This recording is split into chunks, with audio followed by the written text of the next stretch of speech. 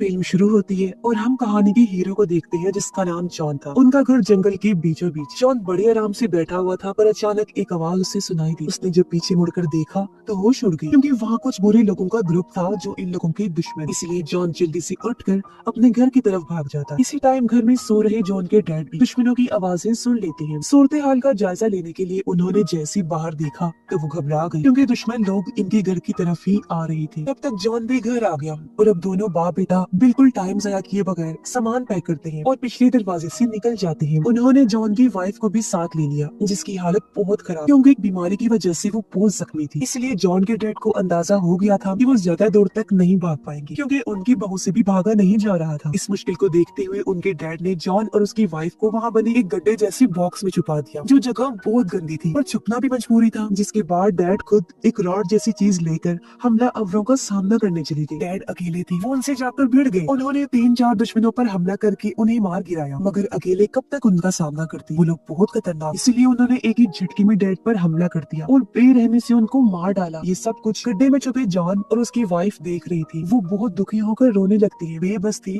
कुछ कर भी नहीं सकती। अब दुश्मनों ने न सिर्फ उनके घर का सामान लूटा बल्कि गलती से जो बैग उन लोगों से छूट गया था वो उसे भी ले लेते हैं। वो बैग इनके लिए बहुत जरूरी था क्योंकि उसमें जॉन की वाइफ की मेडिसिन थी। अगर उसे वो मेडिसिन ना मिली तो उसका इन्फेक्शन ज्यादा बढ़ सकता था। वो लोग इस चीज से परेशान हो गए रहे थे पर उनकी मायूसी तब और ज्यादा बढ़ गई जब वो देखते हैं कि दुश्मनों ने तो डैड की लाश को भी नहीं छोड़ा। वो उनकी लाश को किसी शिकार की तरह लकड़ियों पर लगाकर अपने साथ ले जाते हैं। कुछ टाइम बाद जॉन जब अपनी वाइफ के साथ घर आया तो वो घर के हालात देखकर बहुत दुखी हो जाता है क्योंकि पूरे घर का उन्होंने बुरा हाल कर दिया था। और अब जब वो अपनी वाइफ का जख्म देखता है तो उसकी परेशानी और बढ़ गई क्योंकि जख्म बहुत ज्यादा खराब हो गया था जिससे उसे इतना तेज बुखार हो गया कि वो बेहोश हो गई। अब आगे उन्हें कोई रास्ता नजर नहीं आ रहा था, हर तरफ मायूसी और बस मौत दिखाई दे रही थी। लेकिन इस मुश्किल घड़ी में जॉन हिम्मत करता है और वो आसपास से लकड़ियां जमा करके सबसे पहले गिरते हुए झोंपड़े को ठीक करता है क्योंकि अंदर उसकी वाइफ थी और ये उनका घर था। फिर वो अपनी वाइफ के पीने के लिए पानी छोड़कर दुश्मनों का सामना करने के लिए निकल जाता है ताकि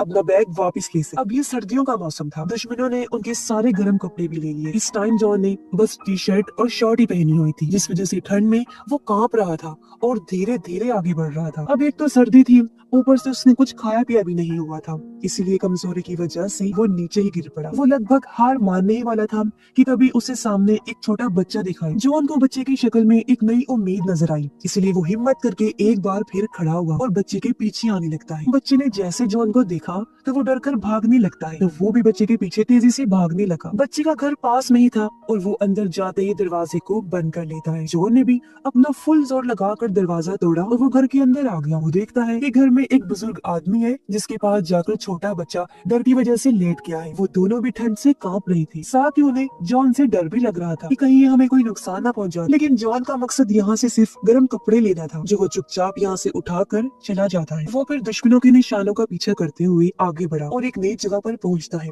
जहाँ आकर तो उसकी होश उड़ गई क्योंकि वो यहाँ सिर्फ अपने डैड की हड्डियों को पाता है, यानी उनका मांस पकाकर दुश्मन लोगों ने खा लिया था। ये नजारा देखकर जॉन पूरी तरह टूट गया। फिर अपने दुख को संभालते हुए वो डैड की हड्डियों को वहीं दफन कर देता है। अब जॉन गुस्से से पागल हो गया था और वो दुश्मनों से बदला लेने का ठान लेता है जिस इरादे से एक बार फिर वो आगे बढ़ गया। कुछ दूरी पर उसे एक टेंट लगा हुआ दिखता है। अब वो डायरेक्ट अंदर नहीं जाता, खतरे का जायजा लेने के लिए उसने पत्थर टेंट पर मारा, लेकिन जब उसे तसल्ली हो गई कि कोई नहीं है तो वो अंदर चला गया। वहाँ खोजने पर उसे कुछ सामान मिला, एक डब्बा, एक माचिस, एक चाकू और एक सीटी, जिन्हें वो अपने पास रख लेता है कि शायद आगे चलकर ये मेरे काम आ सके। फिर जब वो आगे बढ़ा तो उसे एहसास हुआ कि मैं तो रास्ता भटक गया हूँ। वो 2 से 3 बार फिर आकर वापस उसी जगह पर आ गया था, इसलिए वो अब एक ऊंचे पेड़ पर चढ़कर दुश्मनों का पता लगाने की कोशिश करने लगता है। उसका ये आइडिया काम कर गया क्योंकि तभी वो कुछ दूर उठता हुआ धुआं देख लेता है और अचानक ध्यान भटकने से उसका पैर फिसला और वो इतने ऊंचाई से नीचे गिर जाता है। लेकिन इससे मसला हो गया, गिरने की आवाज से जंगली कुत्तों का ध्यान इस तरफ हो गया था और जॉन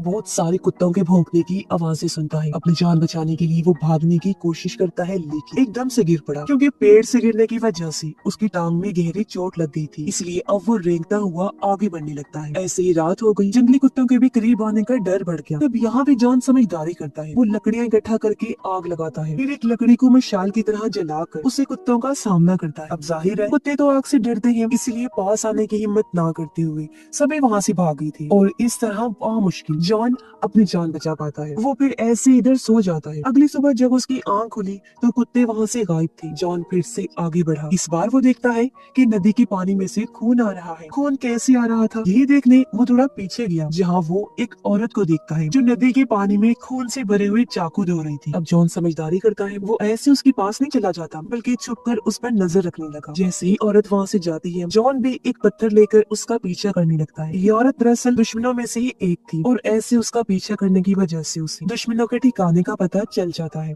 लेकिन जॉन देखता है कि अभी सिर्फ वो औरत ही थी वहाँ। इस मौके का फायदा उठाकर वो अंदर आने लगता है, और तभी उसकी नजर नीचे तारों के साथ बंधी हुई घंटियों पर पड़ जाती है। इसीलिए वो बड़े ध्यान से अंदर आ गया, और तभी उसकी नजर अपने बैग पर भी पड़ जाती है। मगर ये क्या, उसने जब बैग चेक किया तो सारी दवाइयाँ गायब थी। अब जॉन जल्दी से घर के अंदर गया। वो हर जगह दवाइयाँ ढूंढने लगता है, लेकिन वो इस बात से अनजान था कि औरत ने मुझे देख लिया है और अब वो उसकी तरफ ही आ रही थी। पीछे से फिर वो आकर जॉन पर हमला कर देती है। उसने भी जवाबी हमला किया और ऐसे दोनों में हाथापाई शुरू हो गई। अब भले ही जॉन में कुछ ना खाने पीने की वजह से कमजोरी थी, लेकिन वो अभी भी ताकतवर था। वो औरत पर भारी पड़ता है, फिर पास पड़ा पत्थर उठाकर उसके सर में दे मारता है, जिससे औरत की जान चली जाती है। औरत का खात्मा करने की बात वो अलमारियों में दवाइयाँ ढूंढने लगा, पर तभी उसका ध्यान बाहर गया। वो देखता है कि दुश्मन लौटकर वापस आ गए हैं। इसीलिए वो जल्दी से खून साफ करता है और लड़ाई के सारे सबूत मिटा देता है, ताकि ऐसा लगे जैसे यहाँ कुछ हुआ ही ना हो। औरत की लाश को फिर ठिकाने लगाने के लिए वो छुपाते हुए घसीट कर लाश को बाहर ले आया, लेकिन जब वो लाश ले जा रहा था तो उसकी कुल्हाड़ी बीच में ही गिर जाती है, और अब दुश्मनों के पास आने की वजह से वो लाश को पेड़ के पीछे छुपा देता है। वो खुद भी पेड़ के पीछे छुपकर नजर रखने लगा। उसने देखा कि अब की बार दुश्मन उसी छोटे लड़के को पकड़ कर लाए हैं, जो उनको दुख होता है कि मैं कुछ भी नहीं कर सकता सिवाय देखने। अब दुश्मन खाना बनाने की तैयारी में लग जाती है। तभी एक दुश्मन वो कुल्हाड़ी देख लेता है। उसे खतरे का अंदाजा हुआ और उसने ये बात अपने बाकी साथियों को भी बता दी। इसलिए वो लोग पूरे इलाके की तलाशी लेने लगते हैं। ये देख जॉन जल्दी से औरत की लाश को पत्तों से छुपा देता है और खुद भी लेट गया छुपने के लिए। कुछ देर बाद जब दुश्मन वापस चले गए तो वो रेंगता हुआ वहाँ आ गया और घर के अंदर जाने का सोचता है, पर तभी उसने देखा कि एक जख्मी दुश्मन घर की पहरादारी कर रहा है। जॉन अब उसकी जाने का इंतजार करने लगा। जैसे ही वो अंदर गया, जॉन बच्चे के पास जाने लगा उसकी जान बचाने के लिए, जिसे दुश्मनों ने जमीन पर बांधकर लिटाया हुआ था। अब बच्चा जॉन को पहले की तरह देखकर चिल्लाने लगा। उसे लग रहा था कि ये मुझे नुकसान पहुंचाने आया है, और वो तो बच्चे को चुप करवा के उसकी रस्सियां खोलने लगता है। लेकिन बच्चा